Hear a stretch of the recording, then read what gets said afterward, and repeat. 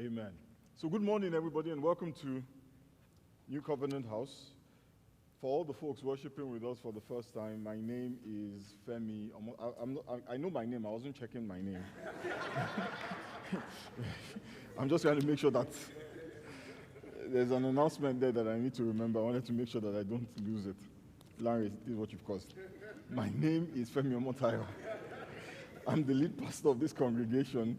And if you're here this morning, we've never met. I will be standing outside after the service. I'd love an opportunity to say hello. Turn your Bibles with me very quickly to Matthew chapter 27. I will read from verses 62 to 66, and I am preaching the second part of a sermon series we started on Easter Sunday. And the title is Paid in Full, Part 2. What's wrong with it?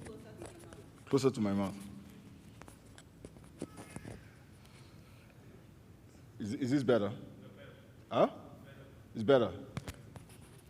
You guys are distracting me. Guys, whatever happens today, blame it on audiovisual and Pastor Larry. Is this good? Okay. Matthew 27, 62 to 66. The next day, the one after preparation day, the chief priests and the Pharisees went to Pilate. "Sir," they said, "we remember that while he was still alive, that deceiver said, 'After 3 days I will rise again.' So give the order for the tomb to be made secure until the third day. Otherwise his disciples may come and steal the body and tell the people that he has been raised from the dead. This last deception will be worse than the first. So take a guard," Pilate answered. "Go and make the tomb as secure as you know how." So they went and made the tomb secure by putting a seal on the stone and posting the guard. Jesus Christ had died on the cross. The disciples had buried him in an unused tomb, and the Bible says that they rolled a big stone over the entrance of the tomb. Eventually, the Romans and the Jewish authorities, now, when the disciples rolled the stone, they didn't seal it, right? They just rolled it and kept it there. But then the Jewish authorities and the Roman soldiers, they came and they sealed the stone in place to prevent anyone from going into or leaving the tomb. Their intention in sealing the tomb was to stop anybody from interacting with Jesus' body. Remember, they said that Jesus had said that he will rise again on the third day. So in their mind, they are thinking, if he rises, he can't get out.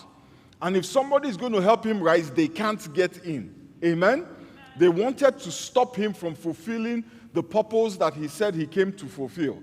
They did not want people to experience the resurrection of Jesus. The Bible says in John chapter 10, verse 10, "The thief's purpose is to steal and kill and destroy. My purpose is to give them a rich and satisfying life." Now, I just read that from the New Living Translation. I know that some of you are more familiar with the King James Version of this verse, so I'll read that as well. It says, "The thief cometh not, but for to steal and to kill and to destroy. I am come that they might have life, and that they might have it more abundantly." Jesus Christ came to give us life, an abundant life, a rich and satisfying life. And that stone that was sealed into place was meant to prevent the outpouring of that life of God, that rich, abundant, satisfying life. It was sealed to prevent humanity from experiencing that life. You know, last week we said that there are many things in our lives that prevent us from experiencing the fullness of God's rich and satisfying life. On Easter Sunday, we talked about sin. But one of the things that we said about sin, and I think this is the most important thing for anybody to understand about sin, is that there is no sin that is too big to be washed away by the blood of Jesus. There is no sin that is too potent. There is nothing you have done that the blood of Jesus cannot wash away. Amen? It doesn't matter how long ago it happened. It doesn't matter how bad it was. The blood of Jesus is more powerful than anything any human being has ever done. And that includes the sins of your forefathers. Amen. Because we have this tendency to think that the blood of Jesus can wash away my sins. But somehow the sins of my fathers, that is exempt from the blood of Jesus.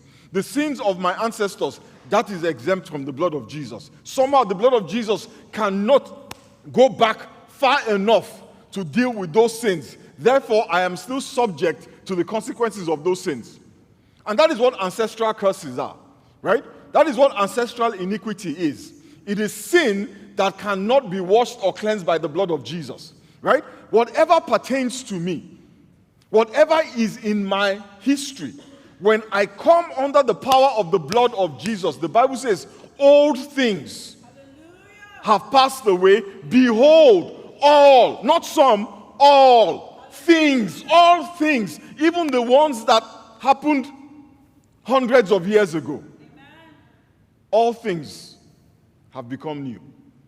Amen? I know that, this is not an exact number, but Jesus Christ died over 2,000 years ago. Right? We all know that. We don't know the exact day. Pastor Sheggs, we don't know the exact. Pastor Sheggs might know. He's a... Pastor Sheggs, do you remember that day? Hallelujah. Pastor Sheggs was there when Adam and Eve were playing hopscotch in the Garden of Eden. Hallelujah. Right? You get me?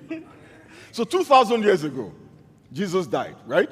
My great-great-great-great-grandfather was not alive 2,000 years ago. So the blood of Jesus could not have missed him. Are you hearing me? So his sins, right, happened after Jesus died. Amen? So when I say I am under the blood of Jesus and I'm cleansed by the blood of Jesus, every single step behind me comes under the power of the blood of Jesus. Are you hearing me? So don't let anybody tell you, that you are paying the price for a sin your ancestor committed. Don't let anybody tell you that lie. Because the Bible says that, behold, all things have become new. In Isaiah chapter 1 verse 18. And besides, under the covenant that you and I operate with God, under the terms of our agreement, God says that no longer, there was a time, amen? There was a time when the children's teeth were set on edge by the sour grapes the father has eaten. In the days of Moses, in the days of David, in the days of Elijah and Elisha and Ezekiel and Isaiah and Jeremiah, in the days of Deborah, in the days of Saul, a child would pay for the iniquity of his father to the third, to the fourth, and how many generations you like. But God said that no longer shall the children's teeth be set on edge by the grapes that the fathers have eaten. That is the promise of the new covenant. So when somebody says to you that the iniquity of your ancestors, ask him under which covenant or her. Under which covenant are you speaking? Because if you're talking about the new covenant, the promise of God is that I will not pay for their sins. The soul that sins, it is that soul that dies. My great-great-grandfather has paid for his sins. It's not my business. It has nothing to do with me. Isaiah chapter 1 verse 18 says, come now. Come. Let us settle this matter once and for all. It says, though your sins are like scarlet, they shall be as white as snow. Though they are as red as crimson, they shall be like wool. How can the Lord say you are as white as snow, but you are still paying for someone else's sin? In that case, that means that though your sins are like scarlet, well, we'll wash some of it and then some of it. So you're not quite white as snow, maybe dirty white. Or maybe off-white. Off-white. Ivory. It says you are as white as snow. That means that in the eyes of God, what he sees is white. Hallelujah. He says it is settled. Amen? When we are in Christ, listen, It is not our sin that separates us from God. Our attitude to sin is what will separate us from God. That is why the Bible says that there is now no condemnation to those who are in Christ Jesus, who do not live according to the flesh, but walk after the Spirit. You see, what condemnation does is that it separates us from God. It makes us feel that we are not worthy, that we cannot come into the presence of God.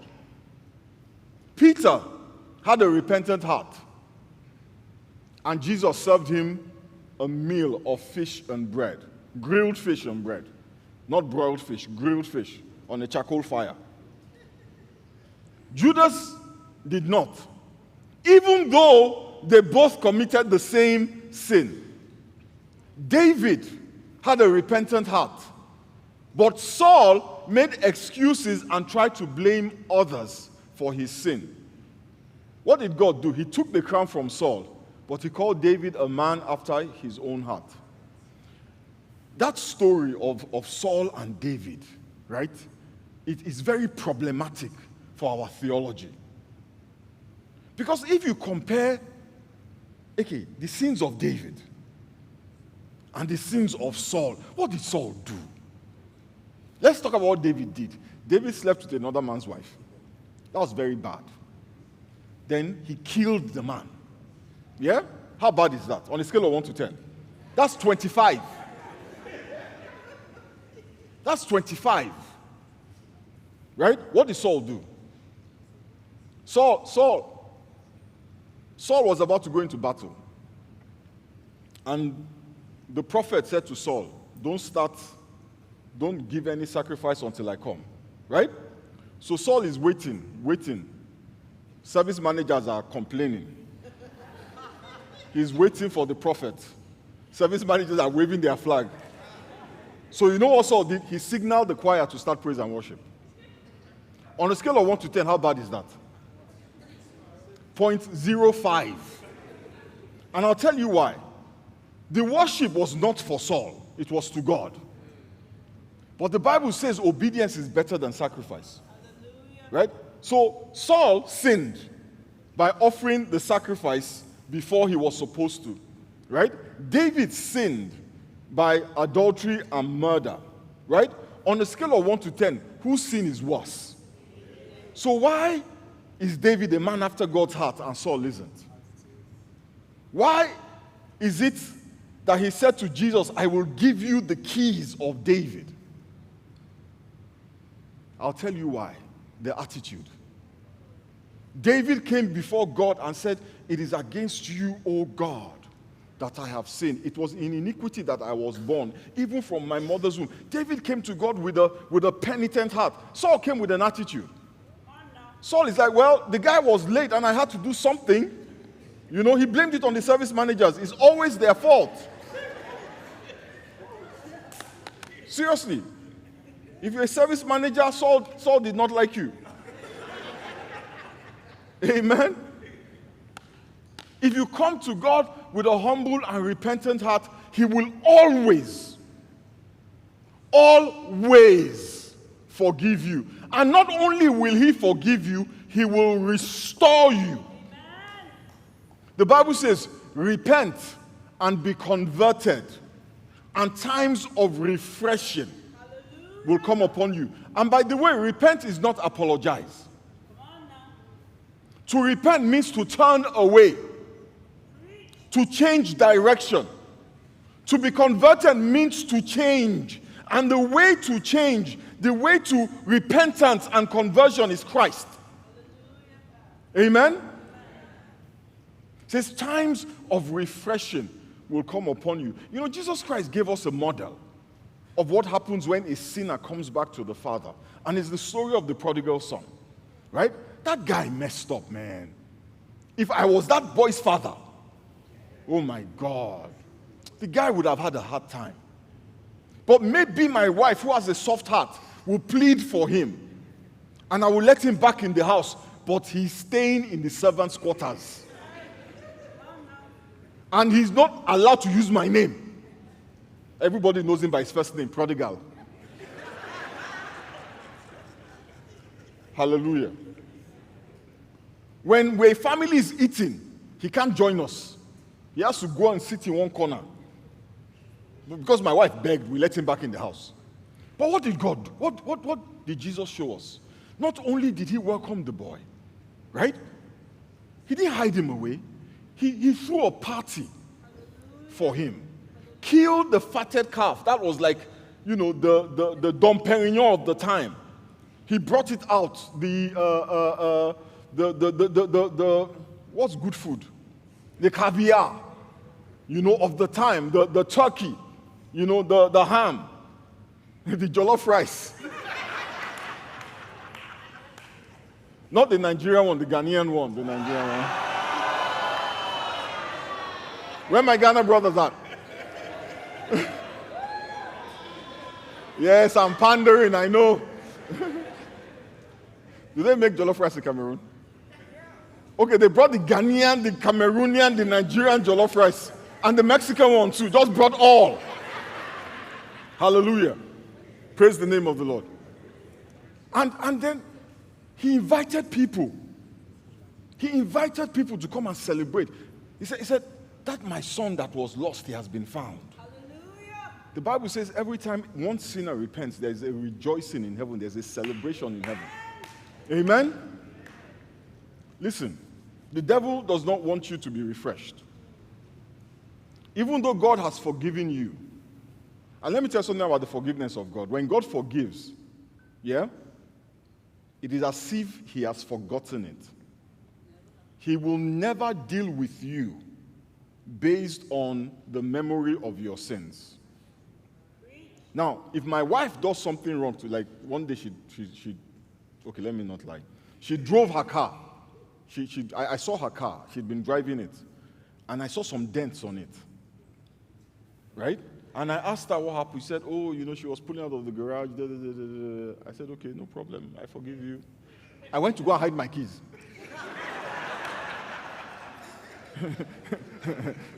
Ask her, up to today, she doesn't know where my car keys are. Just in case, per chance, perhaps, she will drive my car with her history of bashing cars. Heck no. But that's not how God operates.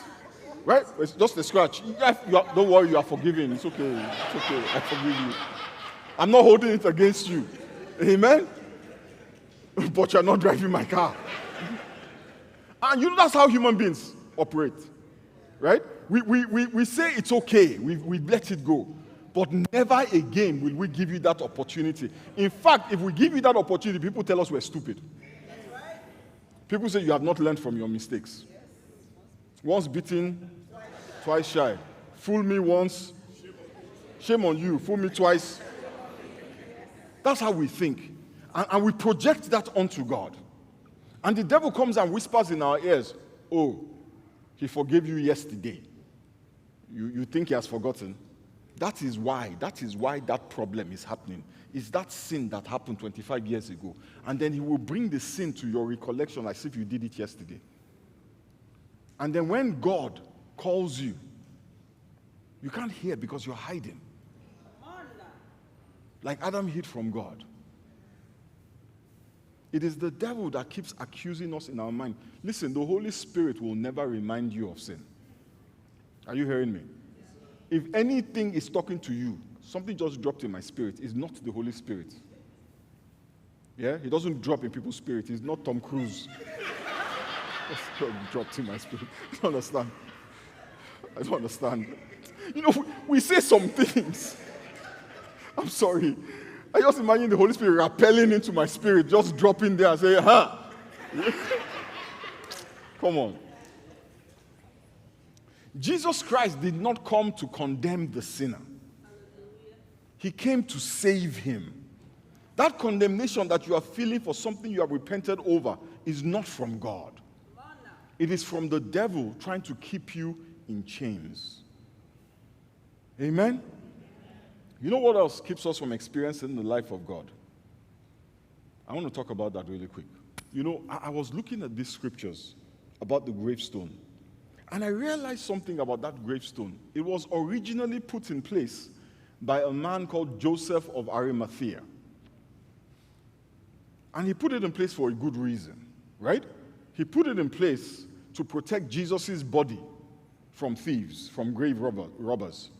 But the Pharisees and the Romans, they hijacked that purpose. They hijacked the gravestone and they sealed it and they put a guard in front of it.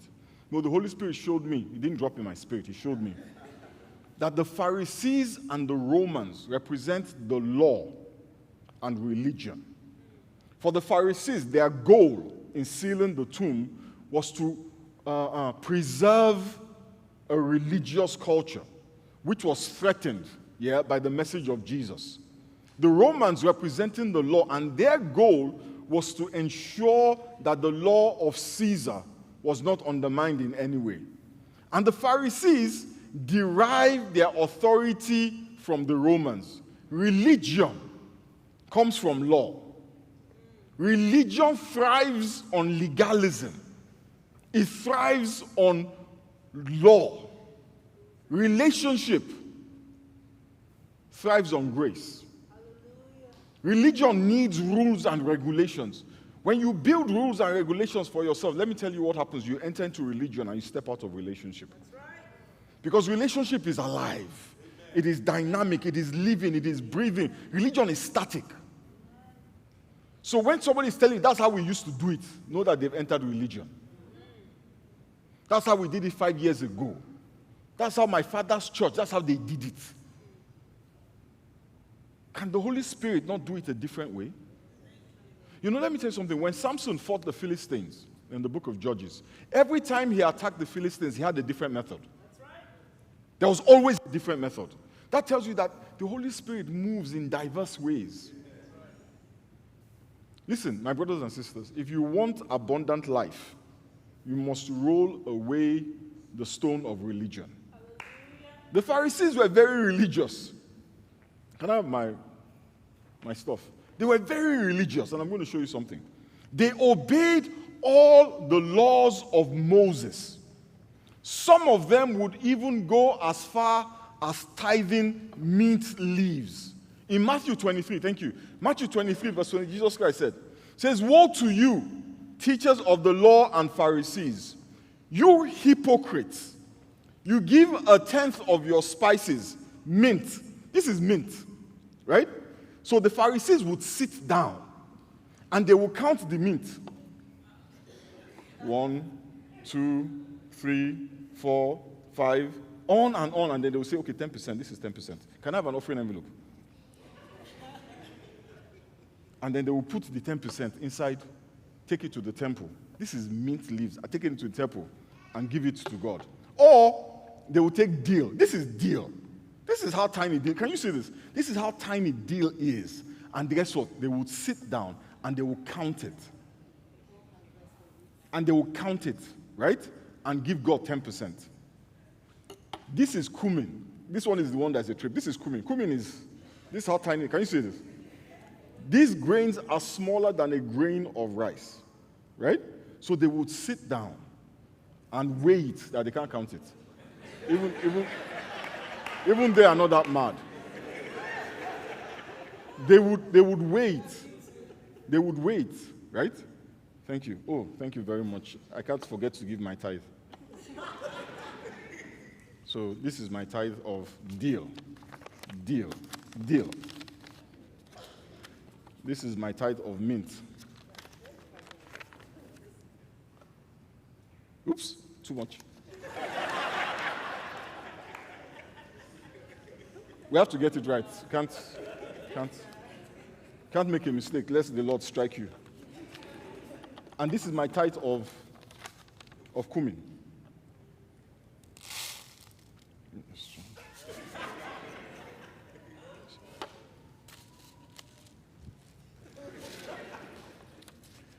And then we take that and give it to the Lord. How hard is that? What kind of life is that? And they had to do this with every single thing that they earned. So the people who, this was the produce of their life, this is what they had to do. That's what the law said. And if they missed one grain of cumin, judgment. That's the law. So Jesus Christ said to them that you give a tenth of your spices, of mint, of dill, and cumin, but you have neglected the more important matters of the law: justice, mercy, faithfulness. He says you should have practiced the latter without neglecting the former. That is the law. But these guys that were so fastidious in the little things, they did not recognize God. The God that they claimed to worship, the God that they claimed to do all of these things for, they did not recognize him when he walked in their midst. You know what? When you go through all of this kind of trouble, don't you feel like you've done something? You pat yourself on the back and say, you know what, I've done the work. I've paid the price. God, where is my blessing? When we do all of these kinds of things, we take a little pride in what we have accomplished. But God does not want our attention to be on ourselves. The Pharisees, Jesus was in their midst, and they did not recognize him. In fact, you know what he said? He said, the true light that gives light to everyone was coming into the world. He was in the world. Please, ushers, don't forget to take my tithe, please. He was in the world, and though the world was made through him, the world did not recognize him. He came to that which was his own, but his own did not receive him. Yet to all who did receive him, to those who believed in his name, he gave the right to become children of God. Children born not of natural descent, nor of human decision or a husband's will, but born of God. God is not calling you to religion, but to a relationship with your Father, to a living, breathing relationship. Through Christ, we have become the children of God. Listen, religion focuses on obeying rules and regulations, and there are plenty of them. In Leviticus, in Deuteronomy, in Numbers, in Exodus, a lot of do's and don'ts, a lot of feasts and fasts. But Christ calls us to a relationship based on a new covenant written in his blood, sealed by his Spirit. But religion calls us to a way of life based on the laws of Moses. Turn your Bibles with me really quick. Hebrews chapter 8, verses 6 to 7. It says, but now Jesus, our high priest, has been given a ministry that is far superior to the old priesthood. For he's the one who mediates for us a far better covenant with God. Based on what? Better promises. Don't you ever say better? It says in verse 7, if the first covenant had been faultless, there would have been no need for a second covenant to replace it. The second covenant does not augment. Amen? It does not modify. It does not complement. It what? It replaces. What does replace mean? It means that you take the first and you put it away. And you get another. You don't combine the two. Are you hearing me? The new covenant is not a combination of the old and the new. There's no hybrid with God. The new covenant replaces the old because fault was found with it. Verse 13 says, when God speaks of a new covenant, it means he has made the first one obsolete. I love English. I learned it by force, but I love it. It says he has made the first one obsolete. It is now out of date. So don't let anybody be telling you about Moses. I have no business with him. The reason God gave us the law was to show us how sinful we are. I know I'm a sinner. What next? What's the solution? It's not rules, it's not regulations. And if you come from where I come from, we specialize in breaking laws. Oh yes. Once you make a law, everything inside me starts to scheme. Starts to plan. And when I say where I come from, I mean earth. All humans are like that. Tell a man, do not sit on that chair. Just don't sit on that chair. He starts with, why shouldn't I sit on the chair? By the time he is done, all he wants in this life is to sit on that chair. This was a chair he did not care about until you said, don't sit on it. The dictionary defines obsolete, no longer useful. Hallelujah. The old covenant is no longer useful to connect us to God. It is no longer useful to guide our interaction with God. But many of us are attached to it. There's a comfort in it, in knowing that I have spent 5 hours counting cumin. There's a comfort in that, in the ritual of counting mint leaves and counting dill. There's a comfort in that ritual, but there's no joy in it. You know, they tell us to give our lives to Christ. And in that moment, I don't know if you guys remember this, you catch a glimpse of the joy before us. We get a taste in that moment of the life of God. But then as we're going back to our seats after the altar call, they give us a long list of rules and regulations. And they tell us that for us to enjoy the life of God, to fully receive the abundant life of God, we have to start obeying these rules. That's what happened to the church in a place called Galatia. They had the same challenge that we have. And Paul said to them in Galatians chapter 3, verse 3, are you so foolish that after you started by the means of the Spirit, are you now trying to finish by means of the flesh? Let's look at 2 Corinthians chapter 3, verse 18 and the New Living Translation. Verse 13, sorry. It says, we are not like Moses, who put a veil over his face, so the people of Israel would not see the glory, even though it was destined to fade away. But the people's minds were hardened. And to this day, whenever the old covenant is being read, the same veil covers their minds, so they cannot understand the truth. Wow. And this veil can be removed only by believing in Christ. Yes, even today, when they read Moses' writings, their hearts are covered by that veil, and they do not understand. But whenever someone turns to the Lord, the veil is taken away. For the Lord is the Spirit, and wherever the Spirit of the Lord is, there is freedom. So all of us who have had that veil removed, we can see and we can reflect the glory of the Lord. And the Lord, who is the Spirit, makes us more and more like Him as we are changed into His glorious image. The Pharisees read the Old Testament, but they could not see that it was pointing to Jesus.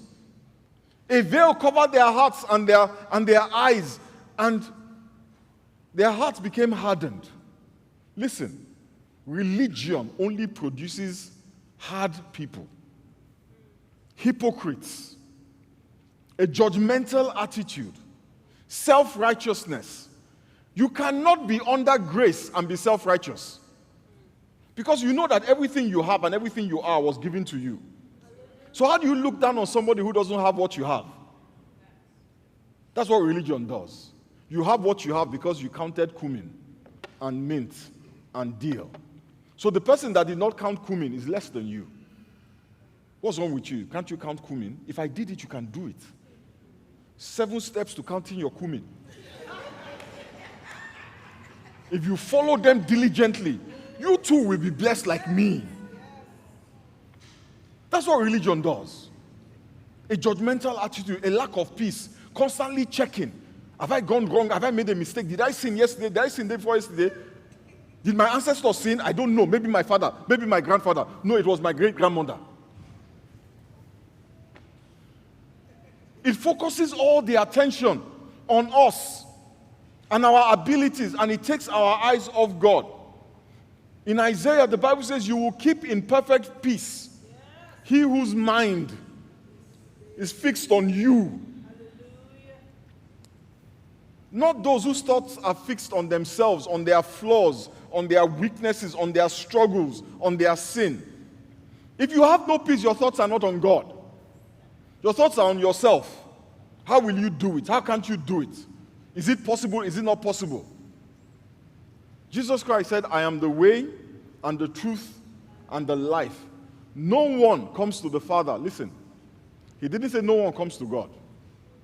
Because Moses came to God, but he did not come to the Father. No one comes to the Father except through me. Without Jesus, God is not your Father.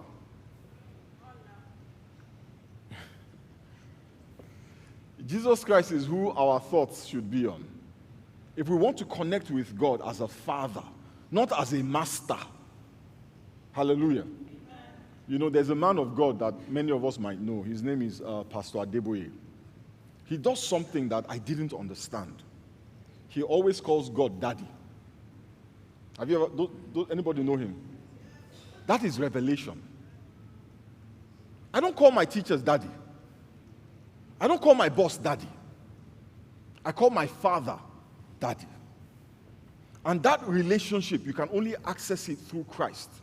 Without Jesus, God is a boss. He's a master, and you're a slave. But in Christ, he's a father. It is when we come in Christ that we have life, an abundant life.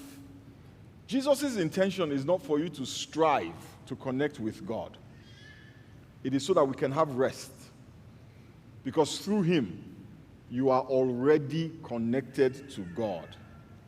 I'm almost done. Galatians chapter 4 verse 6 says, but when the set time had fully come, God sent his son, born of a woman, born under the law, to redeem those under the law, that we might receive adoption to sonship. Because you are his sons, God sent the Spirit of his Son into our hearts. The Spirit who calls out, Abba, Father. Verse 7 is where I'm going. It says, you are no longer a slave, but you are what? God's child. And since you are his child, he has also made you an heir. That means you inherit. Religion will enslave you. It will make you run up and down trying to please God. Jesus did not come to enslave us.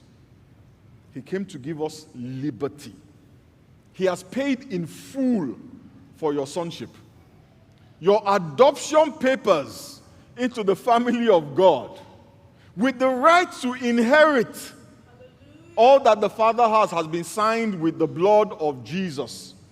And that contract with God has been sealed with the Holy Spirit. Hallelujah. Amen. Hallelujah. Amen. If you understand what I have just shared with you, my God, what an awesome privilege to be able to say concerning the God who made the heavens and the earth, hallelujah, Abba, Father. To be able to call God Daddy. What an awesome blessing. Hallelujah. What an awesome blessing. Let us bow our heads and pray.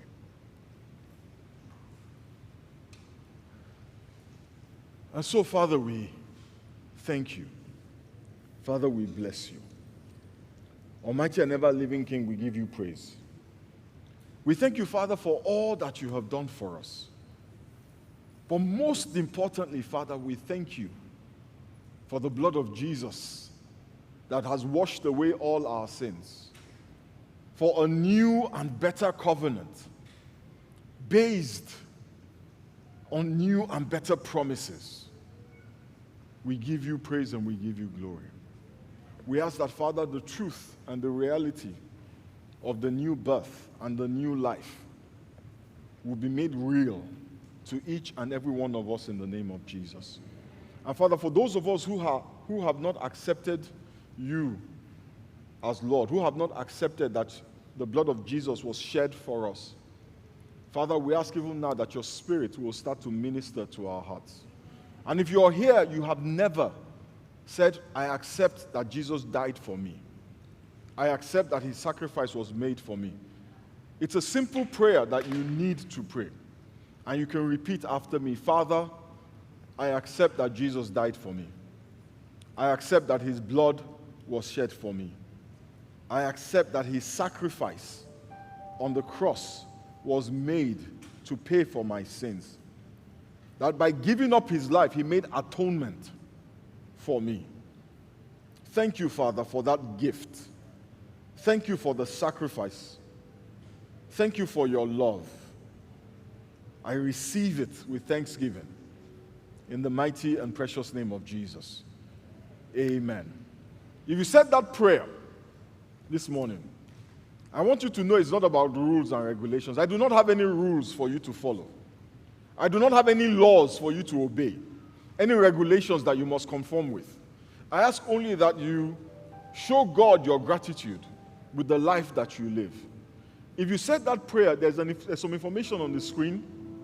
Text the word renew to 94000, and one of our pastors will reach out to you.